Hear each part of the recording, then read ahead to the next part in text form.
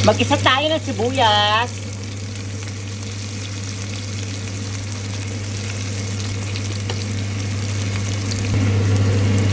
Isabay na natin ang garlic, saka ginger.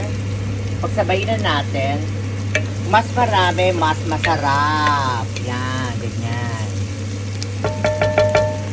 Ilagay na natin ang kamatis. So, dinamihan ko pala yung kamatis natin dahil hindi ako maglalagay ng tomato sauce later.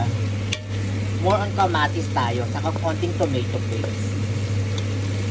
Okay, gisa-gisa lang natin ng konti.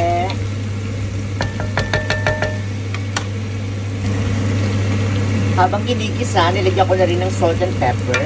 Diyan pa lang, konti lang, para lumasa na siya. Ni-rinse ko pala with hot water ang ating minced pork para mawala yung lansa bago natin siya igisa. Kaya pag ganyan yung texture ng tomatoes natin, ilagay na kaagad yung minced pork.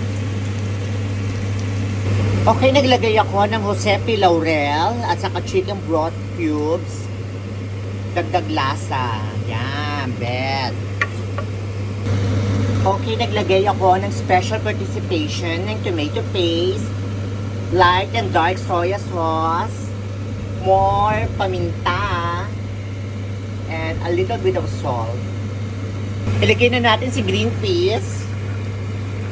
Yan, kalat nyo lang.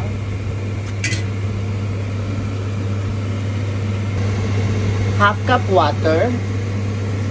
Kasi ayoko masyadong dry.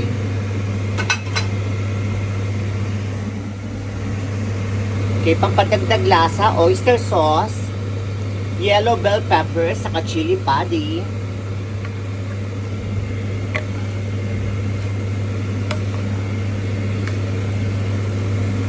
Ayan, mix well lang. Bali, ang cookware pala na gamit natin is from Sapporo. Sapporo, baka narinig mo ko.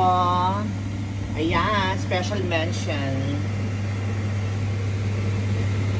Ilagay na natin ang mga pinrito natin earlier na mga hot dog, carrots, and potato. Silaks makayaman ng carrots. Bet, yan o. Last but not the least, ilagay natin ang pasas. Pag nagluluto ako ng picadillo, nilalagay ako ng pasas. Pampadagdag lasa yan. I-mix well lang natin. Mix well, then pwede na to.